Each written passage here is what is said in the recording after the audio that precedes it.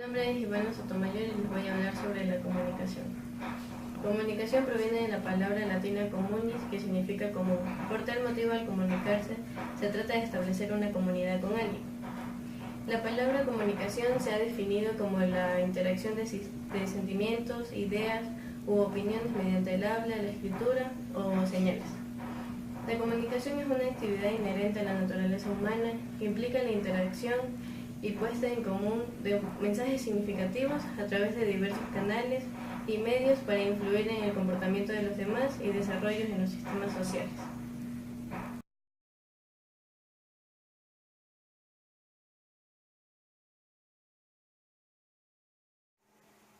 Buenos días, doctora Mónica Escullo. Mi nombre es Juan Jumbo y yo les voy a presentar sobre la comunicación oral y comunicación escrita. Primeramente, la comunicación oral es aquella comunicación que se desarrolla a través de la palabra. La más frecuente es el diálogo.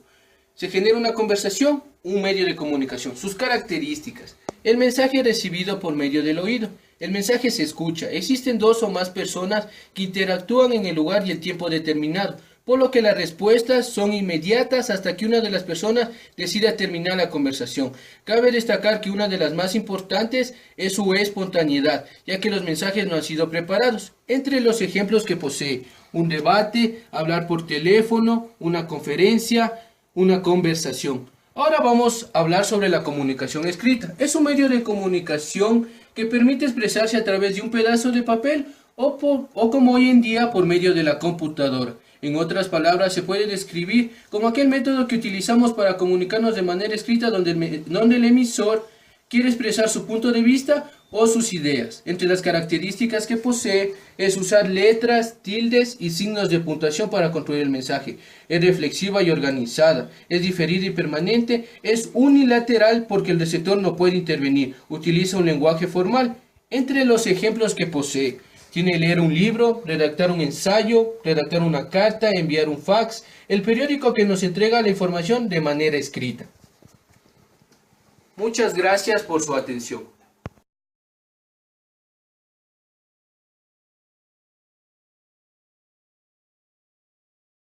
El proceso de la comunicación. Se denomina proceso de la comunicación el intercambio de información entre dos o más personas. Para que se produzca este acto comunicativo es necesario que intervengan diversos elementos como el emisor, receptor, mensaje, código, canal, contexto, ruido, retroalimentación. El emisor es la persona que elabora y transmite la información. Receptor es la persona que recibe, interpreta y comprende la información transmitida. Mensaje es el contenido informativo que se transmite, que se elabora mediante signos. El código es el conjunto de signos relacionados entre sí. Puede ser verbal, como el lenguaje, o no verbal, como gestos, música o toques de campana. Medio o canal es el medio físico por donde se difunde el mensaje. Estos pueden ser auditivos, escritos o visuales. Bien. El contexto: conjunto de circunstancias que influyen sobre el acto comunicativo, como puede ser el ruido o interferencias. El ruido es la dificultad que impide que el mensaje sea correctamente recibido por el receptor. Y la retroalimentación, que es cuando el receptor busca una respuesta y al buscar la respuesta intercambia el rol, llegando así a una comunicación infinita. Gracias.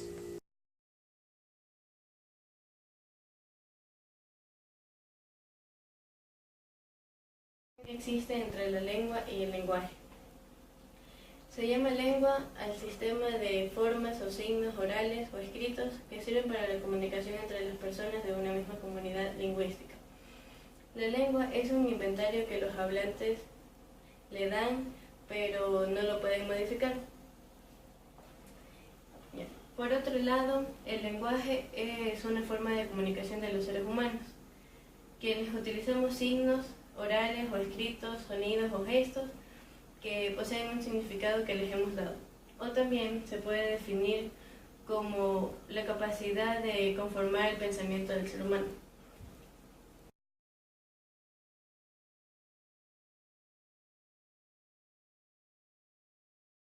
Un saludo cordial a todos los espectadores de este video. Yo me llamo Jairo Peralta y les voy a hablar sobre las funciones del lenguaje.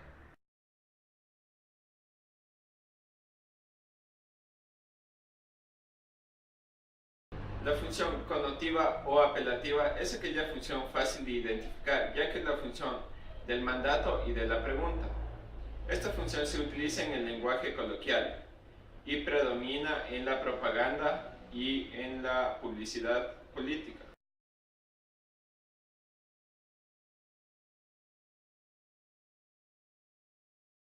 La función referencial trata solamente de sucesos reales y comprobados, no admite opiniones ni cosas subjetivas. Prevalecen los textos informativos y textos científicos.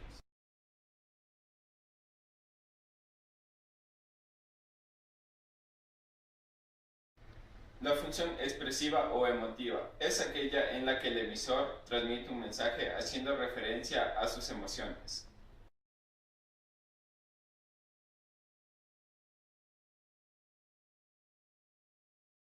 La función fáctica es aquella que consiste en iniciar, interrumpir, continuar o finalizar la comunicación. La finalidad de esta función es sociabilizar para luego transmitir un mensaje de gran contenido.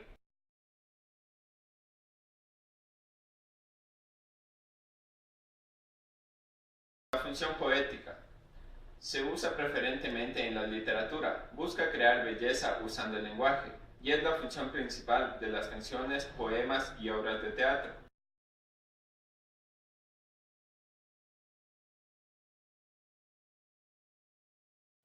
La función metalingüística es aquella función en la que utilizamos la lengua para hablar de ella misma, es decir, cuando nos detenemos a analizar el sentido de una palabra.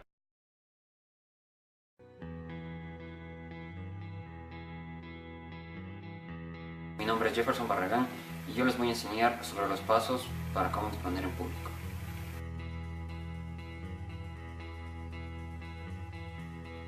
Hablar en público no es una tarea fácil para la mayoría de las personas. Hay que tener los nervios bien templados, ser conciso, objetivos y claros.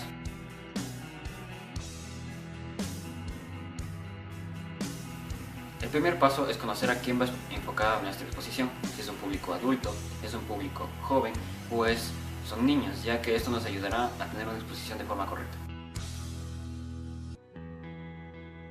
Otro paso fundamental sería exponer lo ideal y no agotar el tema, ya que esto podría cansar al público y agobiarlos. También debemos tener cualquier tipo de ayuda, ya sea un proyector, un ordenador, diapositivas o carteles para que la exposición sea más amena. También hay que conocer el tema para exponerlo con total claridad y sencillez. El expositor debe ser organizado y tener todo anotado al momento de la exposición. La exposición debe ser breve, una exposición mínimo de 12 a 15 minutos. Si tenemos material de apoyo, no debemos leerlo, ya que si lo leeríamos, haríamos una mala exposición. El expositor debe estar sin nervios y completamente relajado. Muchas gracias por su atención. Esos fueron los pasos para exponer en público.